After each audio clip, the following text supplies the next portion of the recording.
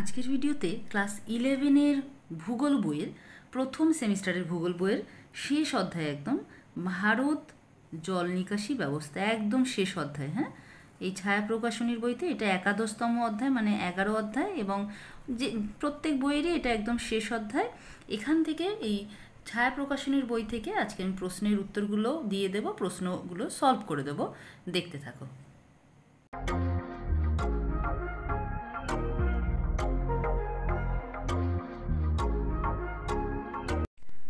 প্রথম প্রশ্ন, উত্তর ও দক্ষিণ ভারতের জলবিভাজিকা হলো বিন্ধ্য পর্বত। আচ্ছা, আলোচনা শুরুতেই বলি বিভিন্ন অধ্যায়ে এগুলো সলভ করা আছে, প্রশ্নের উত্তরগুলো দেওয়া আছে। তার যে ভিডিওগুলোর প্লেলিস্ট সেটা তোমরা ডেসক্রিপশানে দেখে নেবে, ওখান থেকে তোমরা পেয়ে যাবে সমস্ত অধ্যায়ের যে প্রশ্নগুলো আমি সলভ করে দিয়েছি। এরপরে 2 দাগে রয়েছে অলকানন্দা নদীর কোথায় গঙ্গায় মিশেছে? দেবপ্রয়াগে। গঙ্গার প্রধান উপনদী যমুনা। এরপরে রয়েছে সিন্ধুর উৎপত্তি কোন হিমবাহ থেকে? এই প্রশ্নটা ঠিক আছে, কিন্তু উত্তর একটাও ঠিক নেই। দেখো ভালো করে শুনে নাও। মানু সরোবরের কাছে সেঙ্গি জাংবু এই হিমবাহ থেকে উৎপন্ন হয়েছে, যে অপশানটা এখানে দেওয়াই নেই। এবং উৎপন্ন হওয়ার পরে প্রথম নাম হয়েছে সেঙ্গে খাবাব বা সেং খাবাব, এটা। আর মানস সরোবরের কাছে উৎপন্ন হয়েছে, কিন্তু এখানে হিমবাহ প্রশ্ন, এখানে হিমবাহের নাম দেওয়া নেই যেটা থেকে উৎপন্ন হয়েছে, তাহলে প্রশ্নটা এবং উত্তরগুলোর মধ্যে মিল নেই, তাই এটা আমি কেটে দিয়েছি। ব্রহ্মপুত্র সাংপো নামে পরিচিত তিব্বতে। আচ্ছা, আগের প্রশ্নটা বলে দিই, যদি হিমবাহের নাম আসে তাহলে এই নামটা হবে। হ্যাঁ, 6 দাগে রয়েছে রাজস্থানের প্রধান নদী কি? লুনি। লুনি পড়েছে কোথায়? লুনি পড়েছে কচ্ছের রানে। হুড্রু জলপ্রপাত কোন নদীর গতিপথে তৈরি হয়েছে? সুবর্ণরেখার গতিপথে। শিব সমুদ্রম জলপ্রপাতটি কোন নদীর উপরে, কোন নদীর গতিপথে অবস্থিত? কাবেরী নদীর গতিপথে। ত্রিম্বকেশ্বর উচ্চভূমি থেকে কোন নদী উৎপন্ন হয়েছে? গোদাবরী। এরপরে রয়েছে 11 দাগে রয়েছে আরাবল্লী পর্বত থেকে উৎপন্ন হয়েছে লুনি নদী। যমুনা নদী কোন শহরে গঙ্গা নদীর সাথে মিশেছে? এলাহাবাদে। নর্মদা নদীতে কোন জলপ্রপাত সৃষ্টি হয়েছে? ধুয়াধর।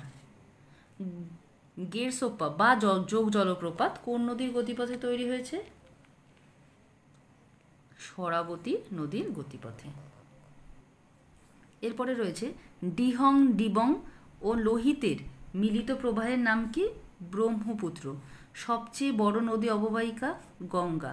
সিন্ধুর একটি উপনদী হল চন্দ্রভাগা। অলকানন্দা নদীর উৎস হল শতপন্থ হিমবাহ। যমুনার একটি প্রধান নদী, এখানে উপনদী না শাখা নদী বলা হয়নি, একটা উপনদী হল চম্বল।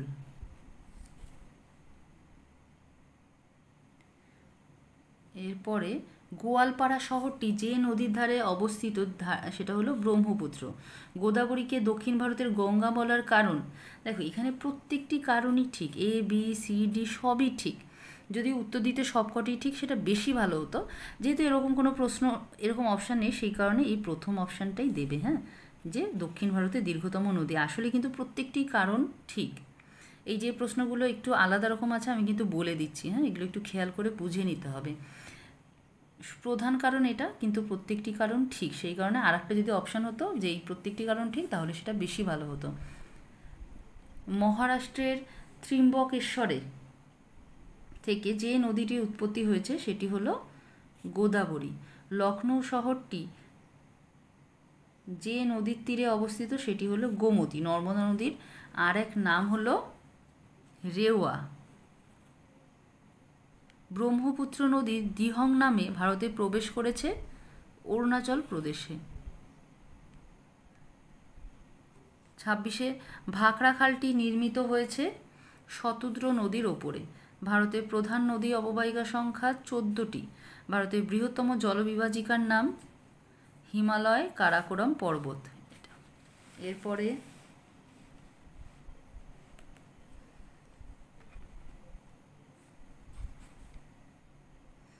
কোন ইয়ার নদীর উৎপত্তি হয়েছে, এর মধ্যে কোনো অপশানই ঠিক না। ডি উত্তর। বাসান কালী সিন্ধু কোন নদীর উপনদী? যমুনা নদীর। অতীতে শিবালিক নদী কী নামে পরিচিত? ইন্দো ব্রহ্মা। মালদা গ্যাপের অবস্থান কোথায় রয়েছে? রাজমহল ও মেঘালয় মালভূমির মাঝে। দক্ষিণ ভারতের বৃহত্তম নদী অববাহিকার নাম গোদাবরী। ধানসিঁড়ি কোন নদীর উপনদী? ব্রহ্মপুত্রের। ভীমা নদী কোন নদীর অন্যতম উপনদী? এটা কৃষ্ণা হবে উত্তর। হ্যাঁ, কিন্তু এখানে অপশানটা নেই, প্রশ্নই ভুল আছে। কৃষ্ণা নদীর উপনদী হলো ভীমা। সিন্ধু জলচুক্তি কোন বছর স্বাক্ষরিত হয়েছিল? 1960-এ। বৈতরণী কোন নদীর উপনদী? মহানদীর উপনদী। এরপরে কালিন্দী সরস্বতী দুটি ছোট নদীর উৎপত্তি কোথায় হয়েছে? এটা একটাও ঠিক নেই উত্তর। হ্যাঁ, উত্তর একটাও ঠিক নেই। আসলে সরস্বতী নদীটি হিমালয় থেকে উৎপন্ন হয়েছে, যেখানে কোনো অপশানই নেই।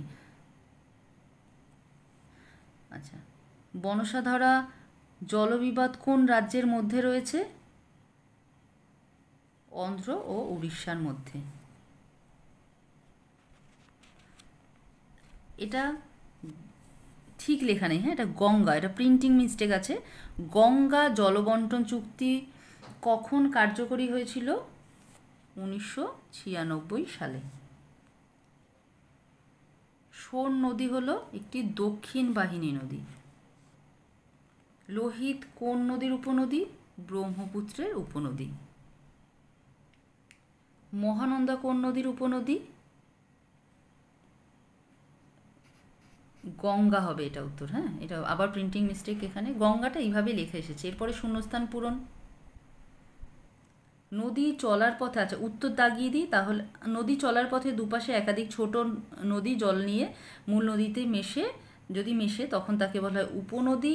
আর আবার অনেক সময় মূল নদী জল এক বা একাধিক ছোট নদী পথে বেরিয়ে যায়, একে বলে শাখা নদী। এরপর এখানে শুধু উত্তরগুলো দাগিয়ে দিচ্ছি। এটা হবে বি, 3-এরটা হবে ডি, 4-এরটা হবে বি, 5-এরটা হবে এ। মানে এই শূন্যস্থানের প্রথমটা হবে ইরাবতী, পরেরটা হবে হরিয়ানা। তাহলে এই হলো একদম শেষতায় জল নিকাশি ব্যবস্থা থেকে সম্পূর্ণ আমি প্রশ্ন অনুশীলনীটা সলভ করে দিলাম। আশা করি তোমরা বুঝতে পেরেছো। আর এই ভিডিও থেকে যদি কোনো প্রশ্ন থাকে অবশ্যই আমাকে কমেন্ট করে জিজ্ঞাসা করবে। আর খুব তাড়াতাড়ি তোমাদের প্রয়োজনীয় আরও অনেক ভিডিও আপলোড করতে চলেছি।